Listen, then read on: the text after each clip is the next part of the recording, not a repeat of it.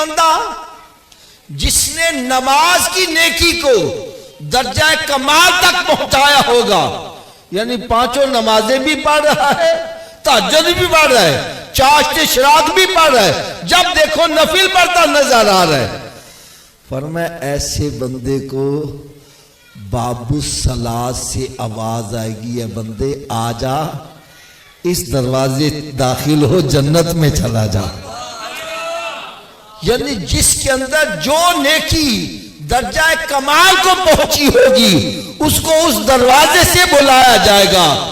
حضرت سیدنا صدیق اکبر رضی اللہ تعالیٰ عنہ عرض کرنے لگے، یا رسول اللہ صلی اللہ علیہ وسلم، کیا آپ کی امت میں کوئی ایسا بندہ بھی ہوگا جو 8 دروازوں سے ہی بلایا جائے گا؟ یعنی اس کے اندر ہر نیکی ہی درجہ کمال کو پہنچی ہوگی۔ فرمایا صدیق، ہاں وہ تو ہوگا جو 8 دروازوں سے ہی بلایا جائے گا۔ یعنی یہ وہ ہستی ہے جن میں ہر نیکی درجہ کمال کو پہنچی ہوئی ہے۔ میں ہاتھ باندھ کر عرض کروں گا، کیا صدیق اکبر رضی اللہ نمازیں پڑھنی چھوڑ دی تھی؟ بولو تو صحیح یارو تھوڑا سا، کیا گناہوں پہ دلیر ہو گئے تھے؟ آج ہم کس امید پر گناہوں سے گریز نہیں کر رہے؟ آج کس امید پر ہم نمازیں نہیں پڑھ رہے؟ میں غلط ہوں، خدا کی قسم، جو حدیث بیان کی غلط ہے میری جھولی میں ڈالو، میں سب کے سامنے معذرت کروں گا۔ یہ بخاری شریف، مسلم، ترمذی، یعنی یہ جتنی احادیث کی کتابیں ہیں معتبر، ہر ایک کے اندر یہ حدیث موجود ہے۔ میرے آقا صلی اللہ علیہ وسلم نے ارشاد فرمایا، ان 2 قبر والوں پر عذاب ہو رہا تھا اور ان کا عذاب دیکھ کر میری سواری سے برداشت نہ ہو سکا، اس نے کودنا شروع کر دیا۔ فرمایا جب تم میت کو دفن کر کے واپس پلٹتے ہو، اگر اس کی ایک چیخ تم سن لو تو میتوں کو دفن کرنا بھول جاؤ۔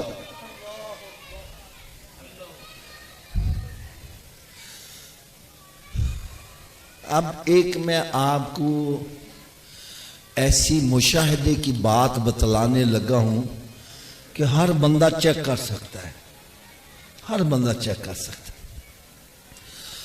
حضرت صاحب ہمارے گھروں میں چھوٹے چھوٹے پرندے گھونسلے بنا لیتے ہیں، چھوٹا سا آلہ دیکھا گھونسلہ بنا لیا، پنکھے کی کولی میں گھونسلہ بنا لیا، روشن دان میں گھونسلہ بنا لیا۔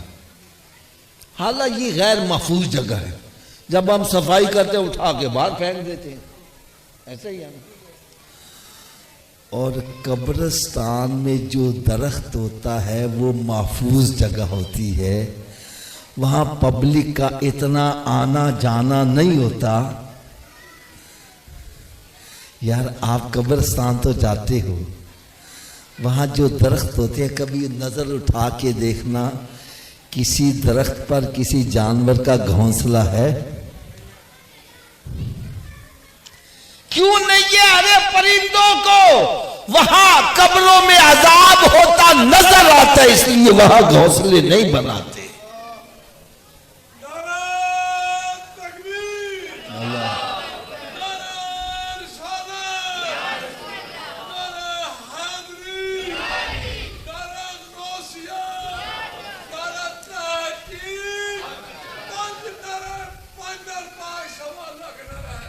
یار اب اگلی بات سنو، میں کہتا ہوں خدا کی قسم سے صحابہ کرام کی سوچ پر قربان جاؤ یار۔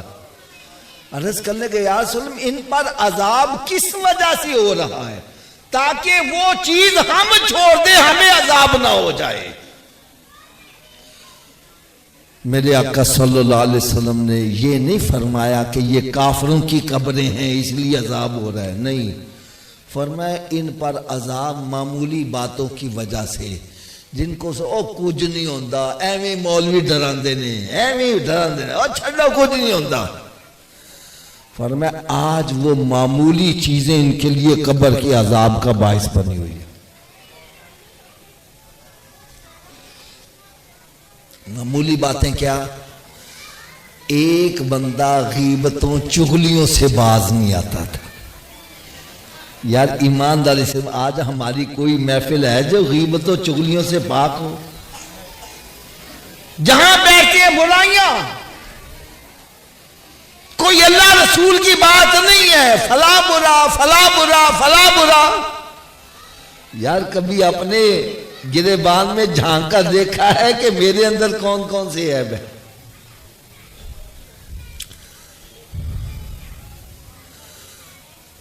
ایک شاعر لکھتا ہے نہ تھی اپنے عیبوں کی جب مجھے خبر، رہے ڈھونڈتے اوروں کے عیب و ہنر، اور پڑی اپنے عیبوں پہ جب میری نظر تو نظر میں کوئی برا نہ رہا. کہ جدو لوکاں دے عیب دیکھتا رہا میں نے وہ بھی برا لگا، وہ بھی برا لگا، وہ بھی برا لگا. جب میں نے اپنے گریبان میں جا کر میں نے کہا سارے ہی اچھے ہیں، میں ہی سب سے برا ہوں. ہم اپنے گریبان میں کوئی نہیں جھانکتا، اپنی پیڑھی تھلے ڈنگوری کوئی نہیں پھیرتا، لوگوں کے اندر دیکھ رہے ہیں. فرمایا ایک بندہ غیبتوں چغلیوں سے باز نہیں آتا تھا، اور دوسرا بندہ پیشاب کے چھینٹوں سے نہیں بچا کرتا تھا. کیا مطلب ہے؟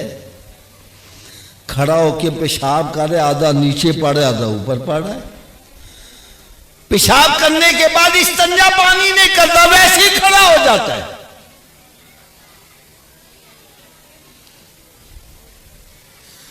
فرمایا آج یہی برائیاں اس کے لیے عذاب کا باعث بنی ہوئی ہے. یار ہمیں اپنے گریبان میں جھانکا دیکھنے، آج ہماری حالت کیا ہے؟ یقین جانو جب میں کسی کہتا ہوں آ یار نماز پڑھ لئیے، حافظ جی میرے کپڑے ہی پاک نہیں، میں صحیح کہہ رہا ہوں غلط کہہ رہا ہوں؟ آ جاؤ یار نماز پڑھ لئیے، حافظ جی میرے کپڑے ہی پاک نہیں، کیا مطلب ہے؟ کھڑا ہو کے پیشاب کرے، آدھا نیچے پڑے آدھا اوپر پڑے. پیشاب کرنے کے بعد استنجا پانی نہیں کرتا. حضرت جی میں تو بڑا ہولا ہاتھ رکھ رہا ہوں، آج حالت یہاں تک بگڑ گئی ہے، کئی مرد عورتیں کئی دن جنبی حالت میں پھر رہے ہیں، پاک ہی نہیں ہوتے.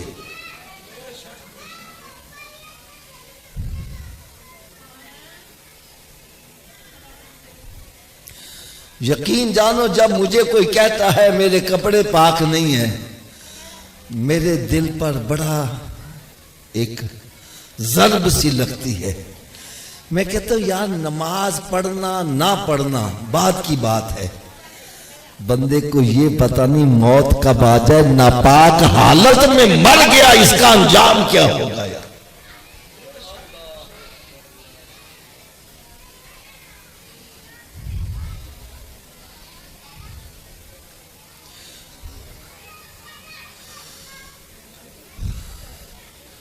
اے ختم چہلم پر آنے والوں، ہمارے محمد حسین بھائی رحمت اللہ تعالی علیہ انتقال کر گئے. ان کے ختم چہلم پر آنے والوں، یہ ختم چہلم پہ آنے کا یہ مقصد نہ بنایا کرو آئے او مولوی صاحب ختم کی پڑا فٹافٹ ختم کی پڑا لنگر کھا کے تو مچھان اتار دیندہ آ گیا. کوئی کہتا نمک سے ہی نہیں، کوئی کہتا مرض سے ہی نہیں، کوئی کہتا ایڈے پیو نے کہتا روز روز مر روٹی تے چنگی کھوا دیندہ. کیا یہی مقصد ہے یہاں آنے کا؟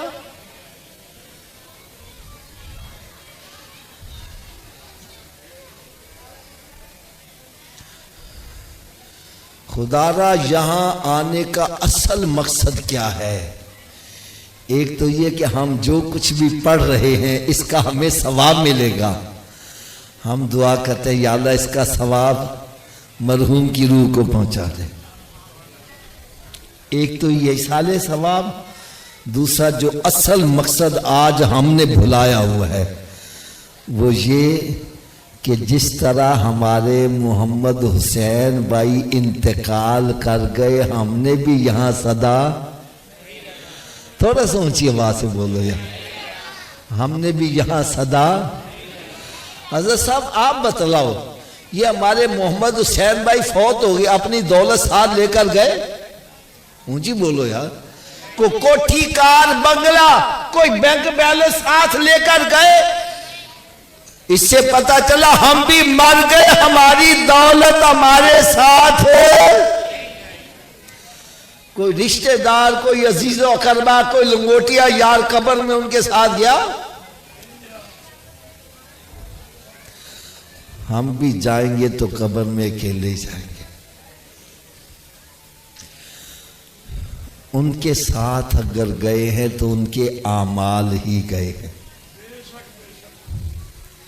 اس لیے پیارے آقا صلی اللہ علیہ وسلم نے ارشاد فرمایا، بندے کے 3 ساتھی ہیں، پہلا ساتھی موت تک کا ہے، دوسرا ساتھی گوڑ تک کا ہے، اور تیسرا ساتھی توڑ تک کا ہے۔ موت تک کا ساتھی کون ہے؟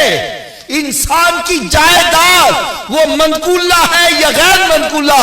ارے جتنی بھی دولت ہے، کوٹھی ہے، کار ہے، بنگلہ ہے، بینک بیلنس ہے، اتنی دیر بندے کے نام ہے جتنی دیر ساتھ چلنا پیاوے۔ جیسے بندے کا انتقال ہو جائے گا، جائیداد کا بھی انتقال ہو جائے گا۔ لہذا جس دولت کی خاطر آج ہم نماز نہیں پڑھتے، جس دولت کی خاطر روزہ نہیں رکھتے، ارے جس دولت کی خاطر حرام حلال کی تمیز چھوڑ رہا ہے، جس دولت کی خاطر قبضہ گروپ بنائے ہوئے ہیں، ابا جی فوت ہو جاندے، رشتہ دار کٹھے ہو جاندے نے، بھائی کہتا ہے بہن سے، بہن حصہ چاہیے کہ بھائی چاہیے؟ میں صحیح کہہ رہا ہوں غلط کہہ رہا ہوں؟ بہن نے کہہ دیا جی حصہ، تو رشتہ داری ختم۔ حضرت جی تاڑیوں بہن نہیں لگ دی، او چھڑو آوجیوں بہن کا دیجی نے حصہ لے لیا۔ میں نے کہا یار اس نے ایک حصہ لیا، تو نے رشتہ داری سے نکال دیا، تجھے تو 2 ملے، تجھے تو بارڈر ہی کراس کروا دینا چاہیے۔ شرم نہیں آتی جس کو رب حصے دار بنا، تو کون ہے حصہ چھیننے والا؟ میرے آقا صلی اللہ علیہ وسلم نے ارشاد فرمایا، بلکہ قرآن مجید میں رب تعالیٰ نے ارشاد فرمایا، ان الذین یاکلون اموال الیتامی ظلما انما یاکلون فی بطونہم نارا۔ فرمایا جو یتیم کا مال ظلمن کھاتا ہے، اپنے پیٹ میں آگ بھر رہا ہے۔ یہی آگ دنیا میں جلائے گی، یہی آگ قبر میں جلائے گی، یہی آگ میدان محشر میں جلائے گی، ارے دنیا میں جلائے گی، راتوں کو نیند نہیں آئے گی۔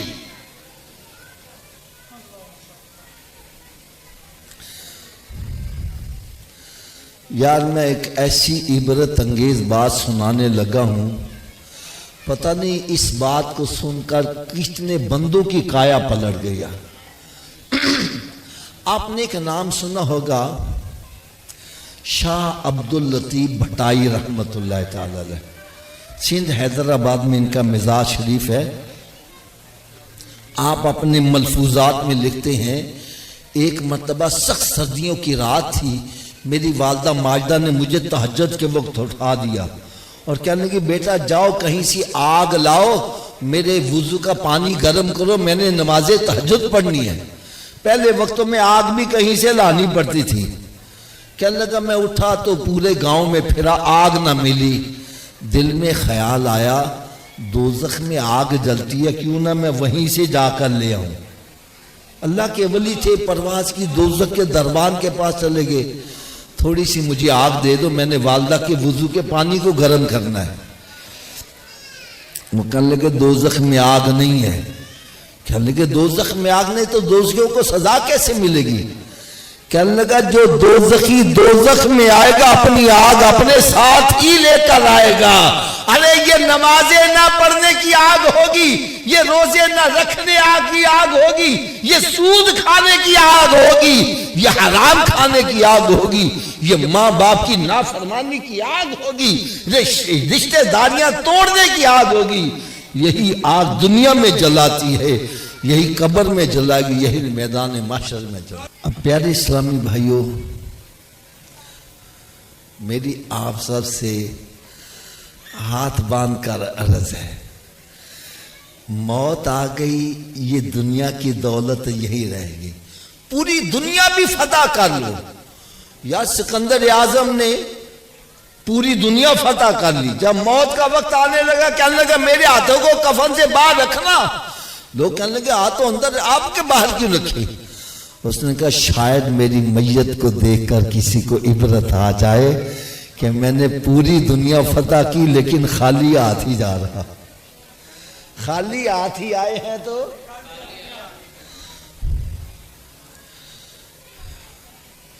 دوسرا ساتھی ہے گور تک کا، یہ بھی بات میری توجہ سے سننا، بندہ جتنی ہیرا پھیری کرتا ہے، فراڈ کرتا ہے، چوریاں ڈکیتیاں کرتا ہے، اولاد کے لیے کرتا ہے۔ حضرت صاحب مر گئے تھے، اولاد قبر سے نال جائے گی؟ دوستوں کو راضی کرنے کے لیے دوست کہتے آسا نہ شراب پیئے اور مات کا برا، اسی تیرے ساتھ نہیں چھڑنا گا، اسی تیرے نال مران گے۔ کیوں دے جی تو مر جانے ہیں پھر نال مر دے نہیں، پھر کہنے لے جاؤ کدھے بو نال لو پہ کڈو ان بڑا اڑبار، کتھے نہیں تیرے کار والے جیرے کہنے سی مران گے نال تیرے، کتھے نہیں تیرے کار والے جنہ لے سے تو پاپ کماندہ، ارے جیڑے کہتے سی مرانگے نال تیرے آجونا بھی بازیاں آنیاں، یہ سب قبر میں دفن کر کے منو مٹی کے نیچے دفن کر کے واپس آ جائیں گے، مر کے پھیرا بھی نہیں پاندے۔ اب توڑ کا ساتھی کون ہے؟ وہ ہیں بندے کے اعمال، نیک ہیں تو وہ بھی ساتھ ہی ہوں گے، اگر برے ہیں تو وہ بھی ساتھ ہی ہوں گے۔ اسی لیے میرے آقا صلی اللہ علیہ وسلم نے ارشاد فرمایا قبر یا تو جنت کے باغوں میں ایک باغ بن جاتی ہے یا پھر دوزخ کے گڑھوں میں گڑھا بن جاتی ہے، ارے اعمال اچھے کر کے جاؤ گے یہی قبر جنت کے باغوں میں باغ بن جائے گی۔ اور اللہ نہ کرے اگر معاملہ اس کے برعکس ہوا، نہ نماز پڑھتا ہے، نہ روزہ رکھتا ہے، نہ حلال حرام کی تمیز ہے، نہ ماں باپ کا ادب و احترام، نہ صلہ رحمی کرتا ہے، ایسا بندہ جب قبر میں جائے گا، قبر کہتی آنے والے تیرا آنا مبارک نہ ہو، تیرے آنے سے پہلے میں مٹی کا ڈھیر تھی، تیرے آنے کی وجہ سے میرے اندر جہنم کی طرف سے کھڑکی کھلی ہے، تو نے مجھے آ کے ستایا، اب میں قیامت تک تجھے چین سے نہیں رہنے دوں گی۔ فرماتا ہے قبر ایسے کھلتی ہے، پھر جب آپس میں آ کے ملتی ہے تو بندے کی پسلیاں ٹوٹ پھوٹ کے ایک دوسرے میں پیوست ہو جاتی۔ حضرت جی میں ایک اشارہ کرنے لگا ہوں، ایک اشارہ، میری دعا ہے اللہ تعالی ہر مسلمان کو بیماریوں سے محفوظ رکھے، اور جو بیمار ہو چکے ہیں اللہ تعالیٰ ان کو شفائے کاملہ عطا فرمائے۔ میں سمجھانے کے لیے ایک بات کہنے لگا، حضرت صاحب ایک بندہ تندرست ہے، کیا ہے؟ رات کو لیٹتا ہے، کروٹ بدلتا ہے، صبح ہو جاتی ہے، رات کے گزرنے کا پتہ، لیکن اللہ نہ کرے اسی کے داڑھ میں درد ہو جائے، کان میں درد ہو جائے، گردے میں درد ہوئے، پھر رات کی میں گزرتی ہے، گزرنے کا نام ہی نہیں لیتی۔ خدا را دیکھو ختم چیلم پر آنے والوں میرے ہاتھ بندے ہیں، تھوڑی دیر سوچ لو، اگر اللہ نہ کرے دنیا میں تھوڑی سی تکلیف آ جائے، دنیا کی رات گزارنا مشکل ہو جائے، اللہ نہ کرے قبر میں عذاب آ گیا، قبر کی رات کیسے گزرے گی؟ دنیا میں تو دوستوں کو بلاتا ہے، بیوی کو، بچوں، میرا دل بھلا، قبر میں کس کو بلاؤ گے؟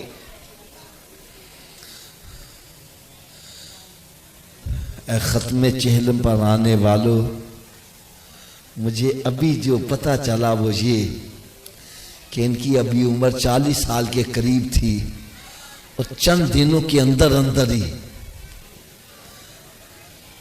یا اگر ان کو اچانک موت آ سے نا ہمیں بھی آ سکتی ہے کہ نہیں آ سکتی؟ تو ہم نے آخرت کے لیے کیا تیاری کی؟ یار اگر ابھی سوچ لو ابھی مجھے موت آ جائے میرے اعمال کیسے ہیں، قبر میں جاؤں گا، قبر جنت کے باغوں میں بنے گی کہ دوزخ کے گڑھوں میں گڑھا بنے گی؟ میں ایک اور چھوٹی سی اشارہ کرنے لگا ہوں۔ حضرت صاحب یہ شادی ہال ہے، اس کے مین گیٹ سے ہم اندر داخل ہوئے ہیں، اگر اس دروازے کو تالا لگا ہو بغیر چابی کے ہم اندر آ سکتے ہیں؟ تھوڑا سا اونچی آواز سے بولو یار، سبھی بولو گے تو میں آگے چلوں گا۔ یار اگر ہال کے اندر بغیر چابی کے نہیں آ سکتے، ہم سب نے جانا ہے جنت میں، کہاں جانا ہے جی؟ بغیر چابی کے جانا ہے۔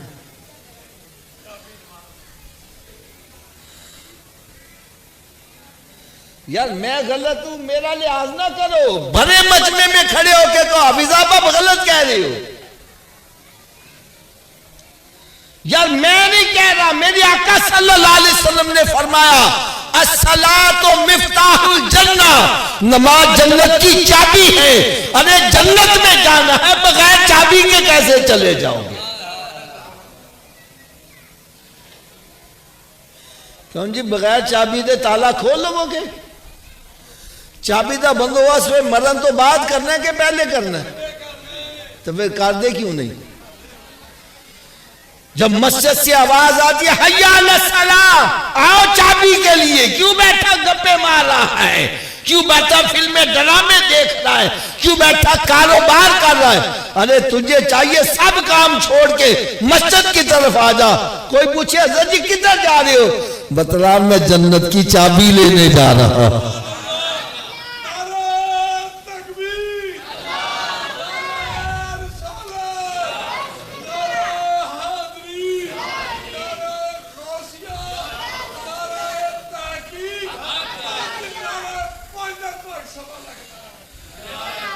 اچھا صاحب آپ مجھے اس کا ذرا جواب دیجئے گا، کیا ہر چابی ہر تالے کو لگ جاتی ہے؟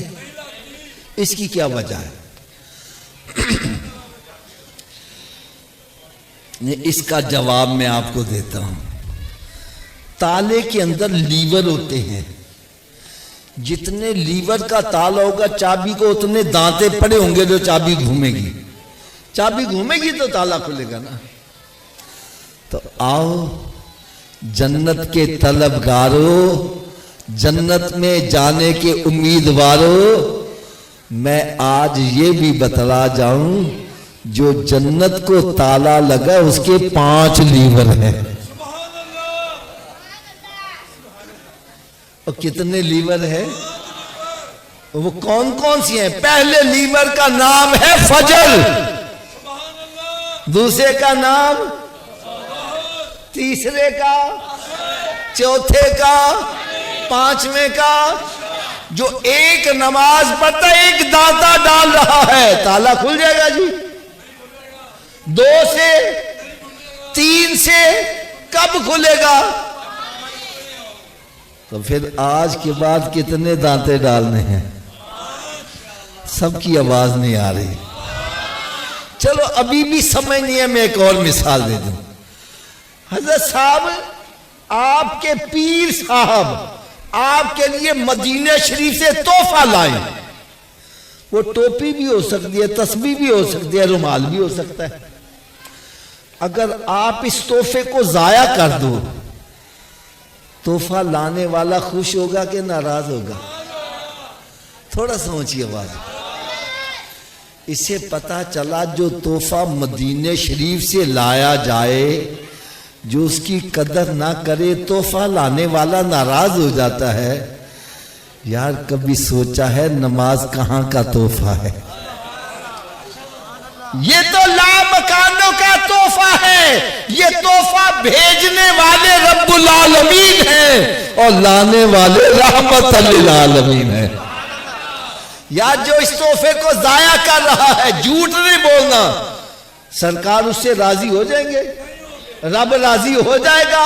ہم یہاں آئے کائے کے لیے ہیں، ہمارا یہاں آنے کا مقصد ہی یہ ہے ہم سے رب بھی راضی ہو جائے، اس کا محبوب بھی راضی ہو جائے۔ اب جو چاہتا ہے مجھ سے رب بھی راضی ہو جائے، اس کا محبوب بھی راضی ہو جائے، اس کو چاہیے کہ 5 نمازیں باقاعدگی سے پڑھا کرے۔ تو کیا خیال ہے سبھی نماز پڑھیں گے؟ اچھا، ابھی سب کی آواز نہیں آ رہی، کیوں نہیں آ رہی؟ حافظ صاحب ہم نے کہہ دیا نہ پڑھی گئی تو پھر گناہگار ہوں گے۔ او بھائی، وعدہ تو ہم نے اسی دن کر لیا جب کلمہ شریف پڑھ لیا تھا، میں تو اس وعدے کی یاد دہانی کروا رہا ہوں۔ چلو اگر آپ کے دل میں ہے تو میں آپ کو ایک نسخہ ایسا بتلا دوں، میرے نسخے پر عمل کرو، سارے نمازی بن جاؤ گے۔ کیوں جی، نسخے کی لوڑ ہے؟ سب کی آواز نہیں آ رہی۔ لو جی، نسخہ صرف اتنا ہے، اگر یہ وجود نماز نہ پڑھے، کیا میں نے کہا جی اگر یہ وجود، تو اس وجود کو رب کا رزق نہ کھلاؤ، نہ روٹی کھلاؤ نہ پانی پلاؤ۔ بات بھی حضرت جی میں سچی کر رہا ہوں، جو وجود رب تعالیٰ کے آگے نہیں جھکتا، کیا وہ اس قابل ہے کہ اس کو رب کا رزق کھلایا جائے؟ اور روٹی سامنے رکھی ہے، اپنے منہ میں نہیں جائے گی، پکڑ کے لے جاؤ گے، مت لے جاؤ۔ یہ روٹی مانگے بولو نہیں، پہلے نماز پھر بعد میں روٹی۔